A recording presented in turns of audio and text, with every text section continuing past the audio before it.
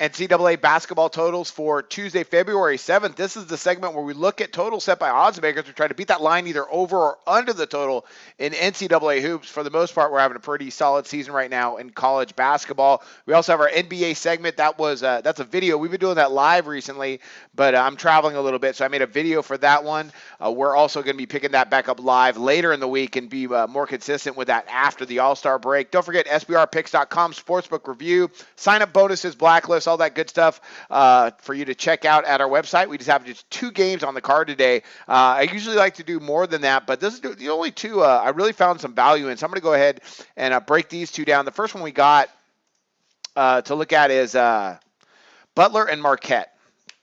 This is strictly a numbers play for me because oddsmakers have it at 154.5. Which seems very interesting considering the fact they already met up earlier this season to an 88-80 final in which Butler scored 63 points in the second half. Absolutely bananas. They were down 16 points at halftime, and they stormed back to win that game. Now, when we look at them historically, as they've been in the Big East together, Butler came over to the Big East. They've matched up several times since 2012, but oddsmakers, even with this being a pretty high total, this is the highest total we've seen between these 2 teams at 154.5. Last one was 151.5, 152.5, and they went over both those times, 95-74 and 88-80, like I just mentioned. However, that being said, I just don't think they're going to get there. We're talking about 2 teams here, especially Butler, who can really play some defense. So I'm going to go ahead and I'm going to back under this total. Let me tell you what I'm talking about. So now this game here, this is going to be a really, really good matchup. And let me check out one statistic here real quick before I continue on. Yeah, the game is at Marquette this time, and there's one stat I really wanted to hone in on, and that's this one right here. Butler on the season, they're allowing opponents just 53.7 field goal attempts per game. That's a really low amount. So with them being on the road, that gives me a little bit of pause because Marquette likes to push some tempo. But you're talking about a Butler team that's really well coached, and they can score. But that 154.5, ultimately the numbers play is this. I'm surprised oddsmakers didn't make this one higher. When the last 2 times they played to well over this total. But oddsmakers didn't go crazy with the number, just going up a few points instead of going to like 155 or more. So I'm going to go ahead and back the oddsmakers on this one and back under the total. Butler right now, they're averaging 76.4 points per game, but they're allowing just 67.6. Very good defensive team. Marquette, not that great defensively, but check out these numbers. Not bad either. Averaging 83.7 points per game, but they're allowing just 74.9.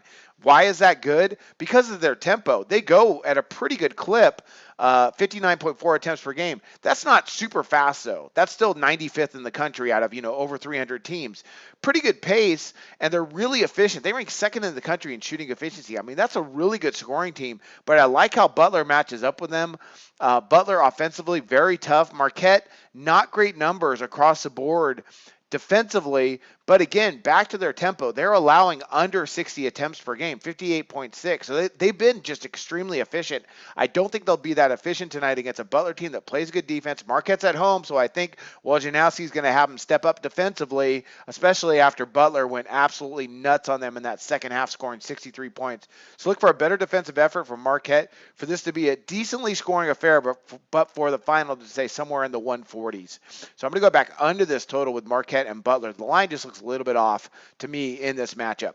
And one more to go. This is going to be a fun one here. We got Wake Forest, and let me correct something here as we go ahead and talk about this game. Wake Forest, Notre Dame, 161.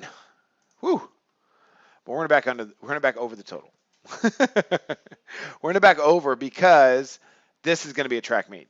Danny Manning has that Wake Forest team really scoring at a high clip. And I'm going to tell you what I mean.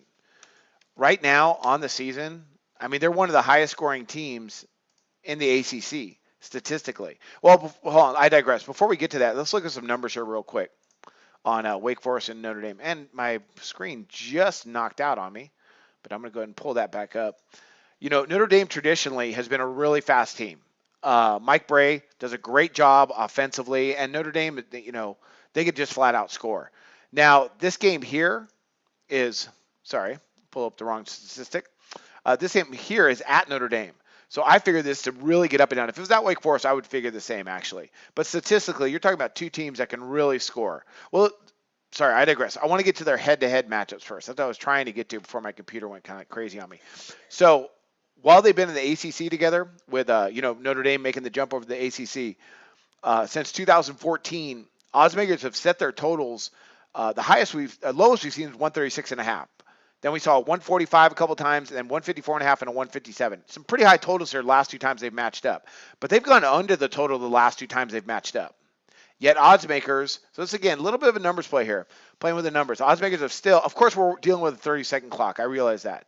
So oddsmakers have come out, though, with a 161. And I think they've done that, even though they've gone under the total last two times. You're a little bit different dynamic with these two teams, especially Wake Forest. I mean, Bray's going to run what he's going to run. But Wake Forest right now, they're averaging 81.6 points per game. That's 24th in the country.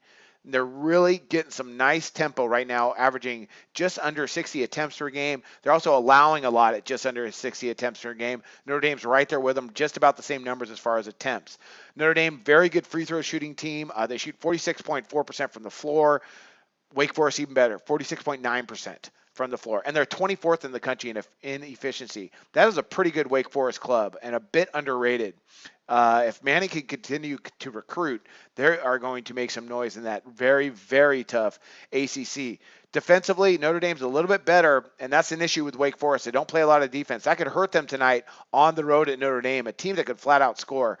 Let's look at their scoring right now. Notre Dame, 78.7 points per game on average, and they rank 31st in the country in efficiency, 42nd in effective field goal percentage. Those are all great numbers when we're talking about the plethora, the amount of teams that we have out there. I love how they move the ball, 16.7 assists per game. That ranks 21st in the country. Wake Forest, not bad. They average over 16 as well. I mean, two good offensive teams. Defensively, no statistic really jumps out at you. Their defensive scoring, you got Notre Dame, they're pretty good, 68.7 points per game, not bad. Wake Forest will let you score, 76.2 points per game. And their statistics across the board rate outside the top 200 teams, from 3-point shooting percentage to 2-point shooting percentage to opponent efficiency, that sort of nature. Notre Dame better, but not great. Right now they're allowing opponents to, like I said, just under 60 attempts per game, and also opponents are shooting about 42%. That's not bad, but they are also allowing opponents to shoot almost 34% from distance. So I think this is going to get up and down. We got a real good matchup here. Very fast game with a lot of scoring, and I think they're going to get to that 161. That's going to be a really fun one to watch.